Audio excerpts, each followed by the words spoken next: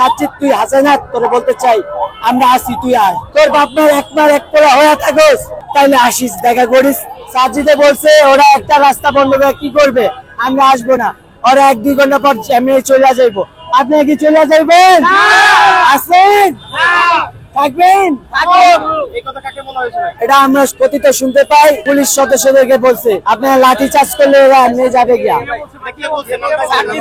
সাজ্জিদ হাসান আব্দুল্লাহ কথিত, মানে শোনা কথা, আমরা নিজেদের কানে শুনি নাই, কথিত যে পুলিশ অফিসারদের বলছে যে আমাদের লাঠি চার্জ করলে 1-2 ঘন্টার মধ্যে যাবে।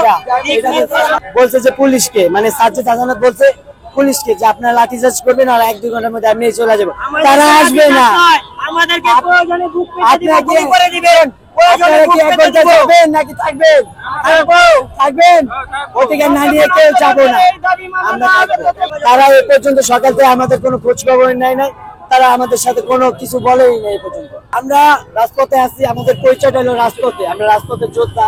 আমরা এখানে থাকবো, এখান থেকে যোগাযোগ হবে, এখানে রায় হবে, এখানে সব হবে।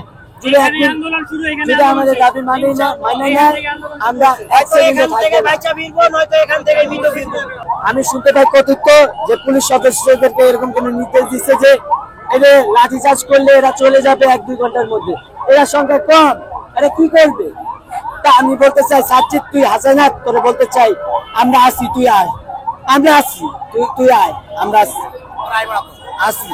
যদি তোর বাপ মা ঠিক থাকে, তোর বাপ মা একবার এক পোলা হয়ে থাকোস, তুই তো নতুন বিয়ে করছিস, তাইলে আসিস, দেখা করিস, আমাদের সাথে দেখা করিস। আমরা চাই না গালিগালাজ করতে, আমরা এখন পারতাছি না, নিতে পারতেছি না ভাই, আমাদের মাইরা ফেলান।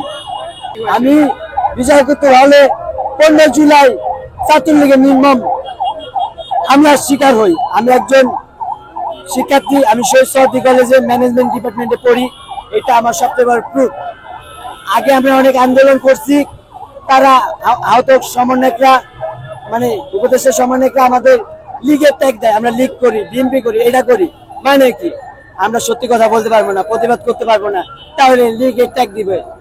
ইতিমধ্যে আমাকে বৈষম্যবিরোধী ছাত্র আন্দোলন এবং নাগরিক কমিটি হুমকি দামকি দিতে আছে, এটার প্রুফ আমার কাছে আছে, এখনো দেয়।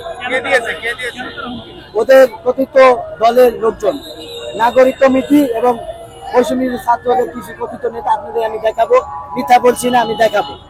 অনেক সময় মেয়েদের ফোন দিয়ে আমাদেরকে ব্ল্যাকমেল করতে চায়, কিন্তু ওই যে আমরা আন্দোলনের নেতৃত্ব দিই, আন্দোলন করি, প্রকৃতপক্ষে আমরা 32,000 আহতদের প্রতিনিধিত্ব করি, এইটা আমাদের দোষ। আমাকে আমার আগে সি ছিল, এখনো সি, এটা নিয়ে আমি কোনো মাথা ব্যথা নাই আমার। দেখেন প্রধান উপদেষ্টা বলছে যে আহতদের ঋণ শোধ করার মতন না, আহতরা ভাই ভাই কাঁধে কাঁধ মিলিয়ে থাকবে।